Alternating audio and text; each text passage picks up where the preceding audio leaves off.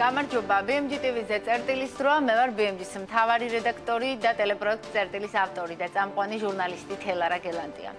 წერტილის დღევანდელი სტუმარი ყაზახურ-ქართული ეკონომიკური გაერთიანების გამგეობის თავმჯდომარე გიორგი ჯახუტაშვილი იქნება და შემდეგი 9 საათის განმავლობაში ვისაუბრებთ საქართველო-ყაზახეთის ეკონომიკური კავშირების გაღრმავების პოტენციალზე და იმ გამოწვევებზე, რომელთა დაძლევა ორ ქვეყანას შორის ურთიერთობას კიდევ უფრო გააძლიერებს. და რა თქმა უნდა, შუა დერეფანი და საქართველო, როგორც ცენტრალური აზიისა და ევროპის ეკონომიკური ურთიერთობებისთვის უსაფრთხო ალტერნატივა დღეს, მაგრამ როგორ უნდა შეინარჩუნოს მიმზიდველობა ამ კორიდორმა ხვალაც. რას აკეთებს და კიდევ რისი გაკეთება შეუძლია საქართველოს პარტნიორ ქვეყნებთან ერთად ამ მიმართულებით. შუა დერეფანი არის ერთ-ერთი მთავარი თემა აბრეშუმის გზის ფორუმის დღის წესრიგის, რომელსაც დღეს და ხვალ თბილისი უკვე მეოთხედ მასპინძლობს. მთელი დღის განმავლობაში BMG TV-ის გუნდი აშუქებდა ამ ფორუმს და ბუნებრივია, ხვალაც გავაგრძელებთ, ასევე მაქსიმალურად ვცდილობთ BMG-ზე შემოგთავაზოთ ყველა საინტერესო აქცენტი, შეფასება თუ პროგნოზი, რომელიც ფორუმის მონაწილეების მხრიდან გაკეთდება, როგორც საჯარო, ისე კერძო სექტორის მხრიდან. აბრეშუმის გზის ფორუმს 2000-ზე მეტი დელეგატი ესწრება და სტუმრები 60-მდე ქვეყნიდან. საქართველო არის ბუნებრივი ხიდი ევროპისა და აზიის გზაჯვარედინზე და ის ყოველდღიურად გარდაიქმნება მრავალგანზომილებიან რეგიონულ ჰაბად.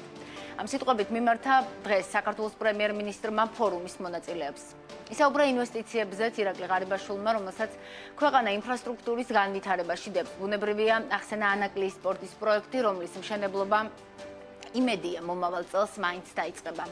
ისაუბრა შუა დერეფანში საქართველოს როლზეც. შუა დერეფანი საქართველოს მასშტაბებით სწრაფად ვითარდება, როგორც ტრადიციული გზების ალტერნატივა. ჩვენ უკვე ვხვდებით ყველაზე საიმედო ერთ-ერთი ვარიანტი აღმოსავლეთ-დასავლეთ სატრანსპორტო მარშრუტზე და ასევე მჭიდროდ ვმუშაობთ ჩვენს აზერბაიჯანელ და ყაზახ კოლეგებთან იმისთვის, რომ აღმოიფხვრას დაბრკოლებები და გაძლიერდეს ინფრასტრუქტურული შესაძლებლობები, გამარტივდეს პროცედურები და ასევე გამოყენებული იქნას ერთიანი სატარიფო პოლიტიკა, განაცხადა პრემიერ-მინისტრმა.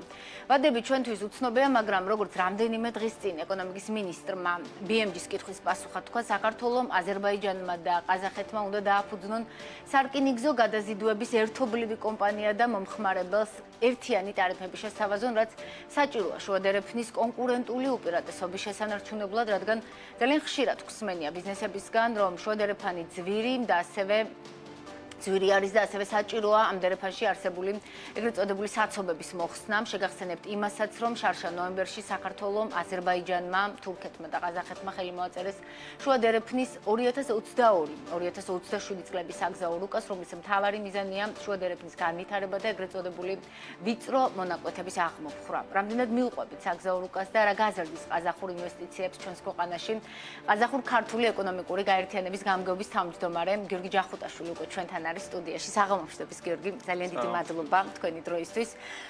პირველ რიგში აბრეშუმის გზის ფორუმის პირველი დღის შეფასებით მინდა დავიწყო თქვენთან ინტერვიუ. ზოგადად რამდენად მნიშვნელოვანია მსგავსი ფორუმების მასპინძლობა ქვეყნისთვის, კერძო სექტორისთვის, ამდენი ქვეყნის ბიზნესებს შორის გარკვეული კავშირების დასამყარებლად და რა არის მთავარი, რასაც მსგავსი ფორუმები გვიტოვებენ, რამდენად ვიცი და გითხეთ გადაცემის დაწყებამდე თქვენ არ ესწრებოდით დღეს ამ ფორუმს, რატომ?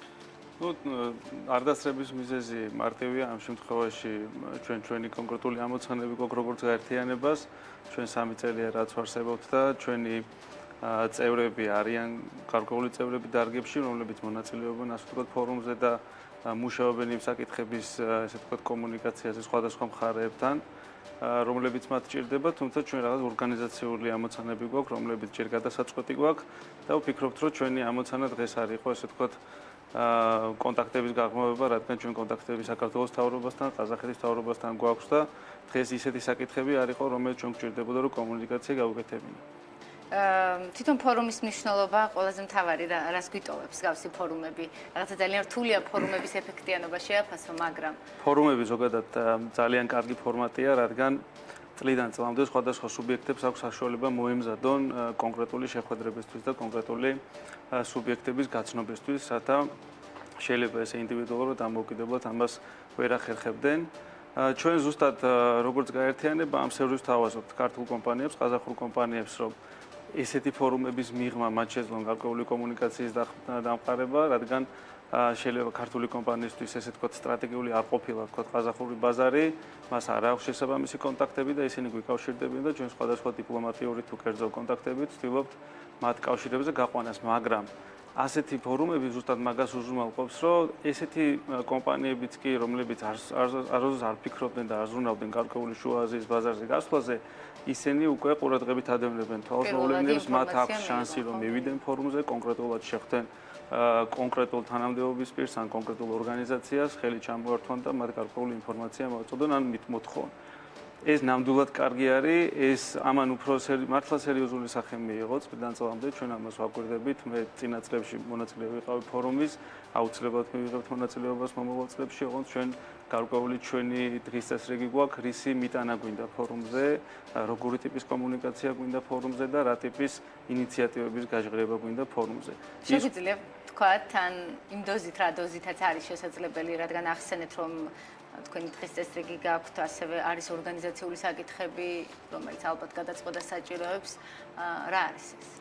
ცხადია, ჩვენ საქართველოში დაახლოებით 200-მდე აქტიური რეგისტრირებული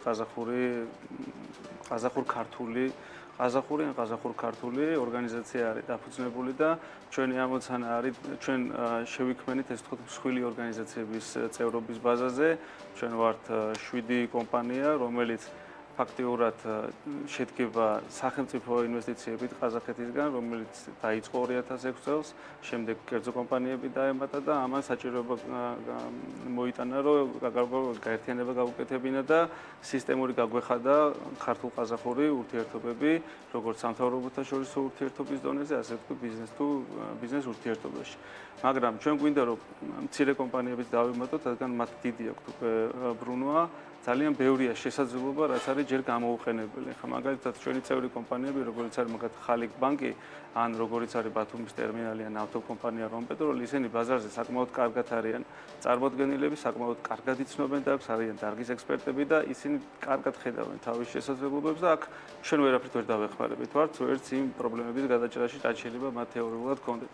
მაგრამ ზუსტად შესაძლებლობა არის იქ, სადაც არის მცირე ჯგუფები და მათ არ აქვს დამოუკიდებელი რესურსი გარკვეული საკითხების გადაწყვეტის ან წამოყენების ამ ინიციატივის, ან საერთოდ ისეთი დარგები, რომლებიც საერთოდ ვერ ხედავენ ამ დერეფანს, ან ჯერ ვერ წამოაყენეს ეს ინიციატივა, რომ მიიტანონ შესაბამისი ფორმით ან ერთ მთავრობასთან, ან მეორე მთავრობასთან. თქვენი კითხეთ თუ რა არის ჩვენი დღის წესრიგი? მთავრობების როლი ამ შემთხვევაში ძალიან დიდია შუა კორიდორის გაღრმავებაში და თუ რატომ ვართ დღეს მომზადებელი შუა კორიდორისთვის, პირდაპირ პასუხს გაგცემთ, რომ თავის დროზე სანამ მაგალითად ჩინეთის პრეზიდენტი ხელმძღვანელი სი ძინპინი გააცხადებდა შუა კორიდორს 2004 წელს თუ არ ვცდები, ყაზახეთის პირველმა პრეზიდენტმა ნურსულთან ნაზარბაევმა განაცხადა ექსპორტის დივერსიფიკაციის ამოცანა და მაშინ იყიდეს ზუსტად ბათუმის პორტი ნავთობის დივერსიფიკაციის ამოცანის გადასაჭრელად. მაგრამ მე სამწუხაროდ მოხდა 2008 წლის ომი, ამან მთლიანად შეცვალა ზოგადად ამ რეგიონის წესრიგი, ასევე დაემთხვა 2009 წლის ფინანსური კრიზისი, რამაც საერთოდ ყაზახეთის სტრატეგიული ამოცანები შეცვალა. შედეგად დღეს ის მივიღეთ რუსეთ-უკრაინის კონფლიქტამდე, რომ ყაზახეთის ძირითადი საექსპორტო პროდუქტი, რაც არის ნედლი ნავთობი, მისი და რომელიც არის მთლიანი შიდა პროდუქტის ყაზახეთის დაახლოებით 62%, მისი ექსპორტის 95% მაინც დამოკიდებულია რუსეთის გავლაზე. ანუ რუსეთის რკინიგზაზე, რუსეთის მილსადენებზე და რაც არ უნდა ვთქვათ ყაზახეთის პრეზიდენტის სურვილზე, მეორე პრეზიდენტის რომელმაც განაცხადა ამ კონფლიქტის შემდეგ, რომ ჩვენ შუა კორიდორს უნდა დიდი დრო დაუთმოთ და ინფრასტრუქტურა განვავითაროთ, ჯერ კიდევ ის პორტი, რომელიც არის ყაზახეთში, აქტაუს პორტის გამტარუნარიანობა სულ არის რაღაც 10% მთლიანი საექსპორტო მოცულობის საჭიროების ნედლ ნავთობში. და აქ საქართველოს, რა თქმა უნდა, უძლურია თუ ყაზახეთმა, აზერბაიჯანმა და საქართველოს ერთად არ დაგეგმეს სახელმწიფო პროექტები და სწორედ ამ ფორუმზე და თქვენი კომენტარი მინისტრის განცხადებაზე, რომ უნდა შეიქმნას ერთობლივი კომპანია, ეს არის ის ტექნიკური ინფრასტრუქტურის და სერვისული ინფრასტრუქტურის ამოცანები, რაც მართლა სახელმწიფოს დონეზე დგას და აქ კერძო სექტორი მონაწილეობას ვერ მიიღებს. თუმცა აქ მეორე ფაქტორი არის, რაც ჩვენი დღის წესრიგის შემოდის უკვე, ის საკითხები, რომელიც ბიზნესმა უნდა დაინახოს, ან სექტორებმა უნდა დაინახონ, რომ SDR-ფანი გამოიყენონ, ამაზე ამ ინიციატივებს უკვე სახელმწიფოს ამ ინიციატივების დანახვა ან გაჟღერება სახელმწიფოს გაუჭირდება. უფრო სწორად დანახვა გაუჭირდება, ეს ბიზნესმა უნდა აიტანოს სახელმწიფომდე და მერე უკვე დაელოდოს, რომ ეს სახელმწიფო გახდება მედროშე. ჩვენ მაგალითად ინტენსიურად მუშაობთ იმ საკითხზე, რომ ყაზახეთის ხორბლის ექსპორტი, სტაბილური ექსპორტის კორიდორად გადაიქცეს საქართველოს. დღეს მაგალითად საქართველოს გავლით ყაზახური ხორბალი არ გაედინება ისევ და ისევ ლოჯისტიკური პრობლემების გამო, ინფრასტრუქტურის არარსებობის გამო, მაგრამ ამას დავამატებდი ყაზახური წარმოებელთა ხორბლის წარმოებლის სექტორის მოუმზადებლობისთვის, როგორც სტრატეგიული ხედვით, ასევე შესაბამისი ინსტრუმენტებით, როგორც ფინანსური, ასევე ინფრასტრუქტურული. ამისათვის ჩვენ ვაკეთებთ გარკვეულ კვლევებს, ამ კვლევების საფუძველზე და ამ კვლევებში ჩართული ყავს ყაზახი მწარმოებლებიც, გვინდა რომ ეს ინიციატივა უფრო ყაზახეთში ავწიოთ, რომ ყაზახეთის მთავრობა იყოს მედროშე თავისი პროდუქტის ექსპორტის დივერსიფიკაციის ამოცანის გადასაჭრელად. იმპორტის დივერსიფიკაცია ჩვენც გვინდა ხორბლის. ჯერ არ გამოგვდის. მაგ ამოცანაზე გადავდიოდი, რომ ჩვენთვის ეს გარდა იმისა, რომ ეს არის საექსპორტო პროდუქტი დამატებული ჩვენს კორიდორში, ასევე არის ჩვენი რუსეთის უსაფრთხოების სერიოზული ამოცანის გადაჭრა, ვინაიდან ჩვენ როგორც იცით დამოკიდებული ვართ რუსულ ხორბალზე. თუ ყაზახური ხორბალი გაივლის საქართველოში და ქართული პორტები გახდება ყაზახური ხორბლის ვაჭრობის, ესე ვთქვათ, FOB price-ის ვაჭრობის წერტილი, მაშინ გარანტირებულად შემიძლია თქვა, რომ ყაზახური ხორბალი უკვე კონკურენტუნარი იქნება რუსულ ხორბალთან და ის მოცულობა, რომელიც საქართველოს ჭირდება დაახლოებით 600-700 ტონა წელიწადში, ეს გადაჭრილი ამოცანა შეიძლება ჩაითვალოს.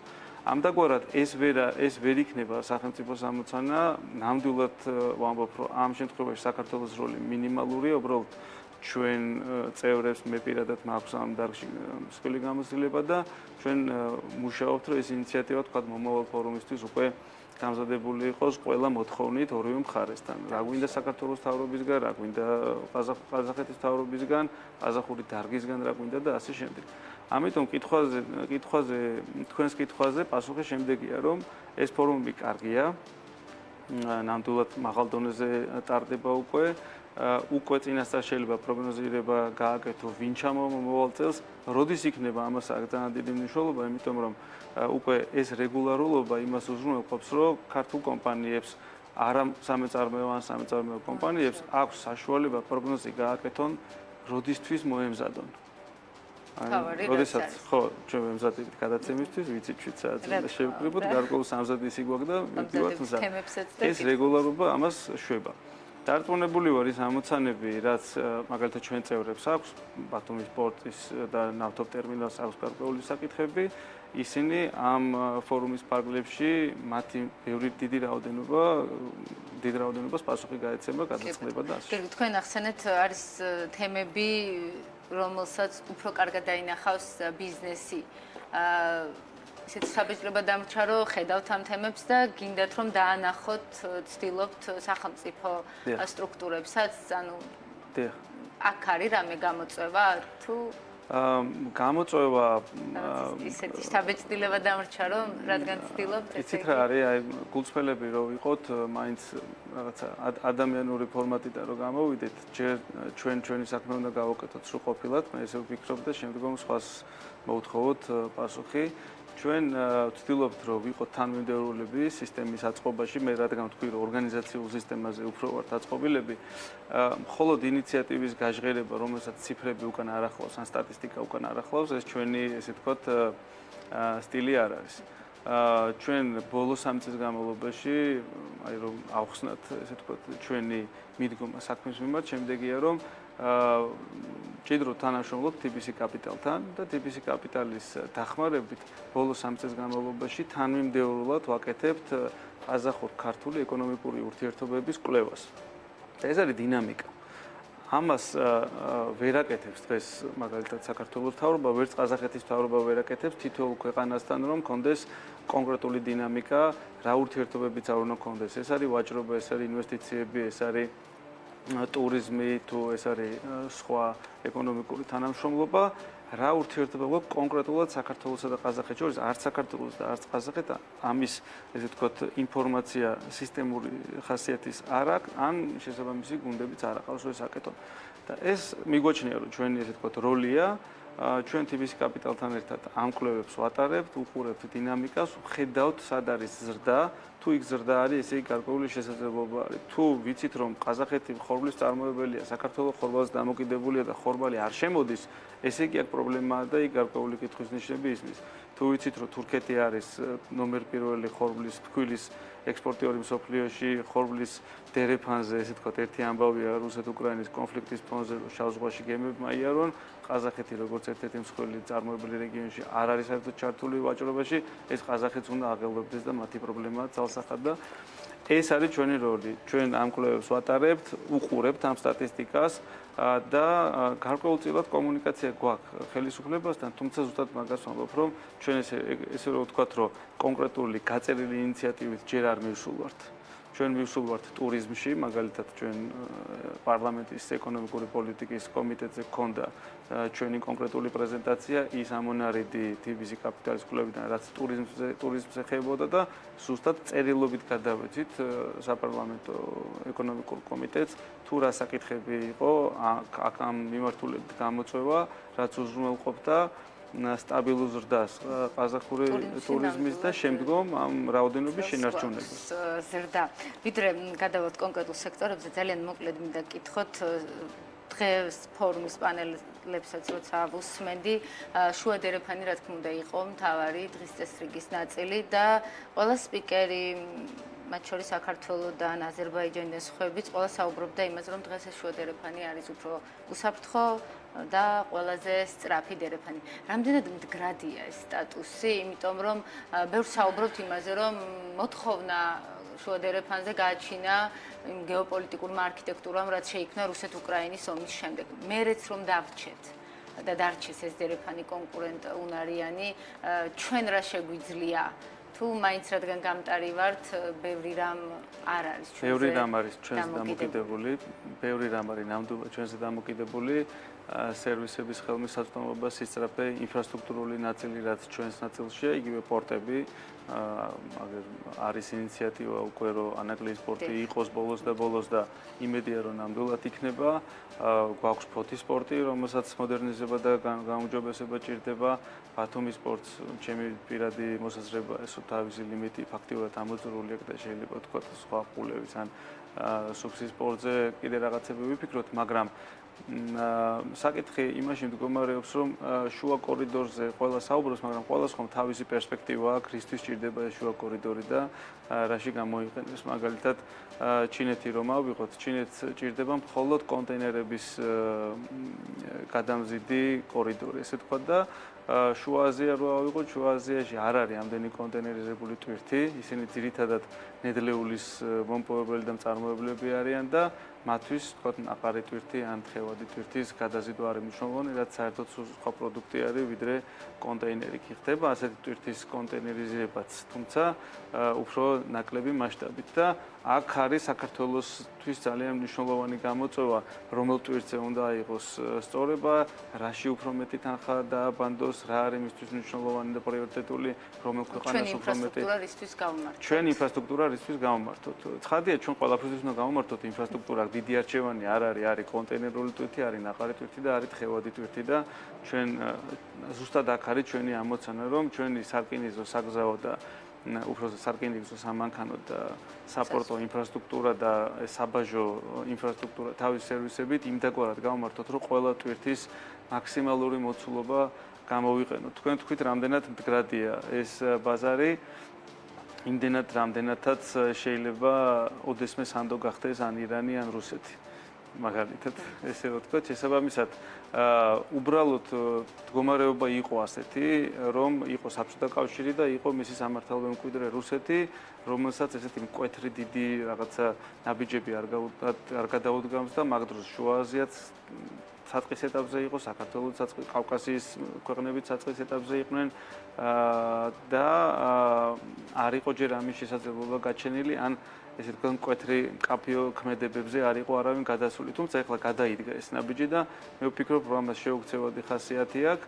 კი შეიძლება დამშვიდეს რუსეთი გადაიქცეს დემოკრატიულ ქვეყანად, თუმცა თუ აეწყო ეს დერეფანი და ეს დერეფანი თუ შეიქმნა ის ერთობლივი კომპანია, ტარიფები თუ დარეგულირდა, ინფრასტრუქტურა თუ აშენდა, თუ შერჩა ეს უსაფრთხო და რეგიონში მართლა შენარჩუნებული იქნა ის მშვიდობა, რაც დღეს მართლა ძალიან მნიშვნელოვანია და საქართველოში ეს ნამდვილად არის.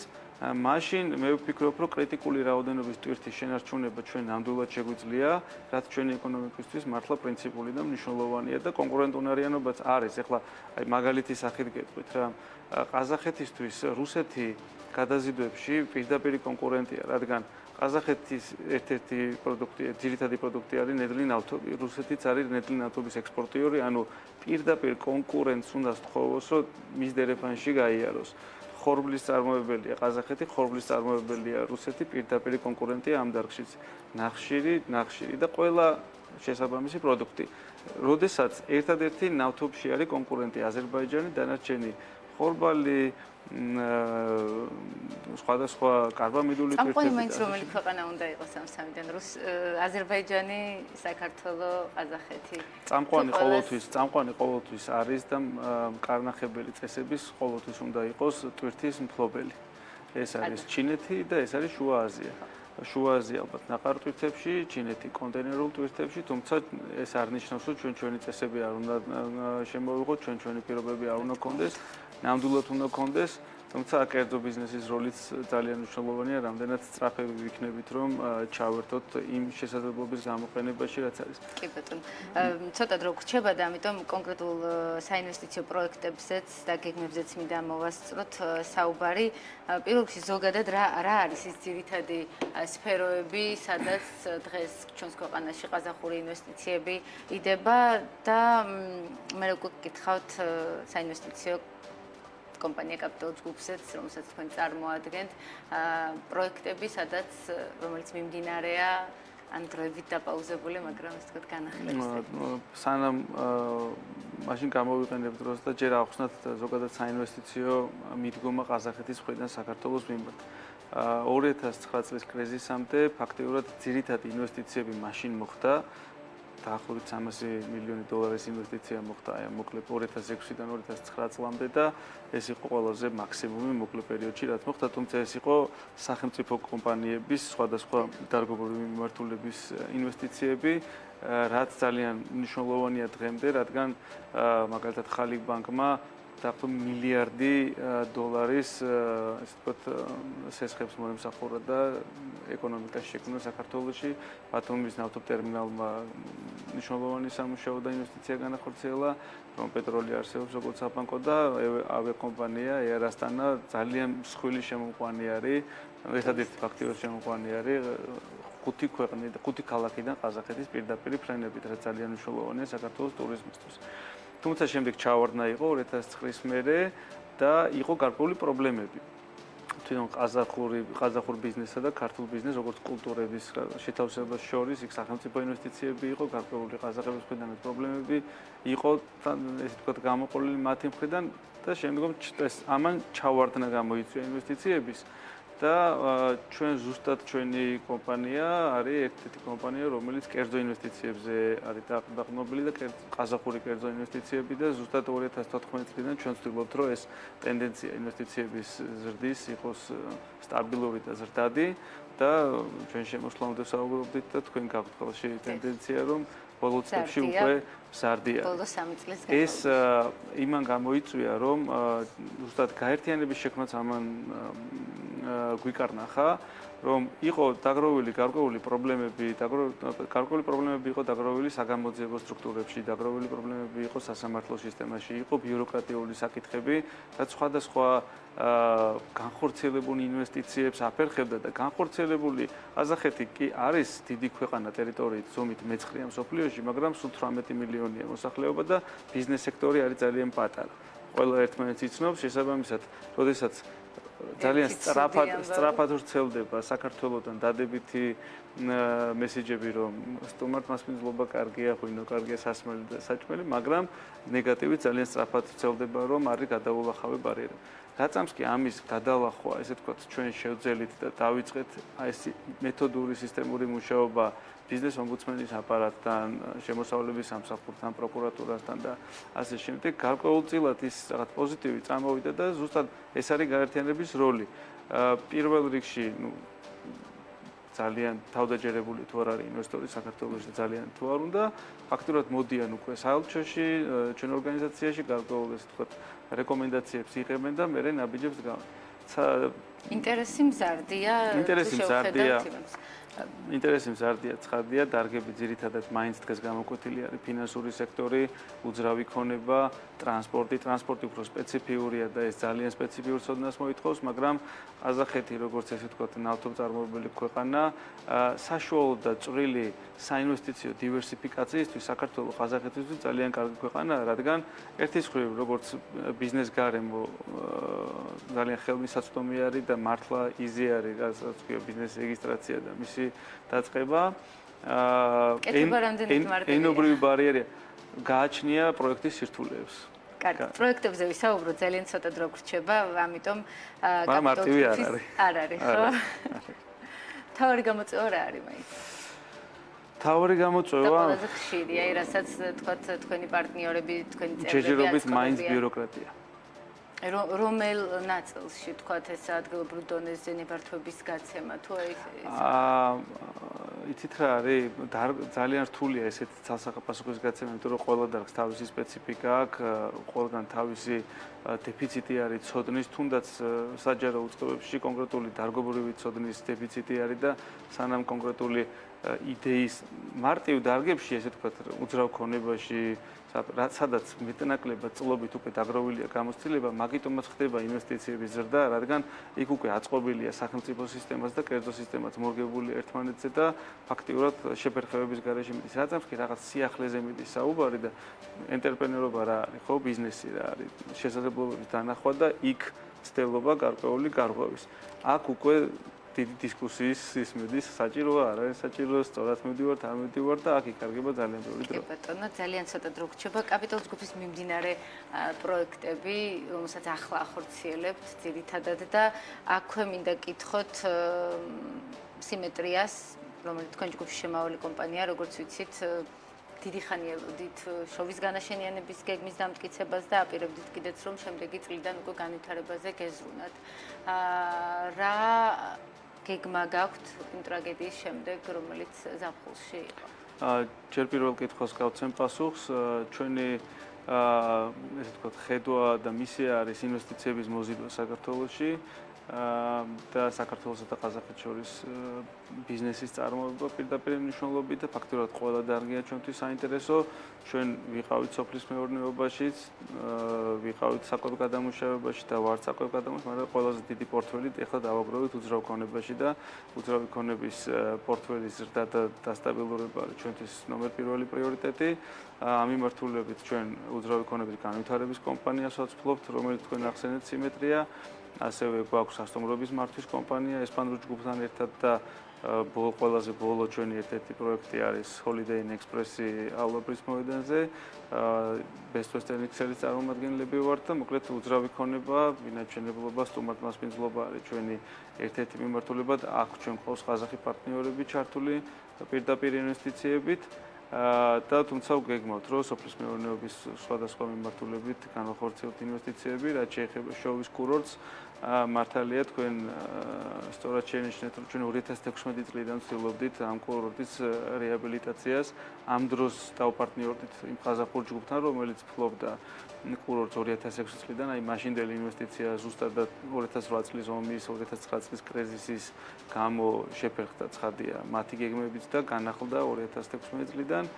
ზუსტად ერთიანი კურორტის განაშენიანების სურვილი ჰქონდა, რაც საქართველოში ფაქტიურად არ არის. ყველა ნებისმიერი კურორტი, რომელიც შეიძლება კურორტად თქვათ და თქვათ ერთ-ერთი შეიძლება იყოს ნომერ პირველი ლობოტას კურორტი, ისიც არის ორი, ესე ვთქვათ, ნომრიდან დაწყებული და განვითარებული ფაქტიურად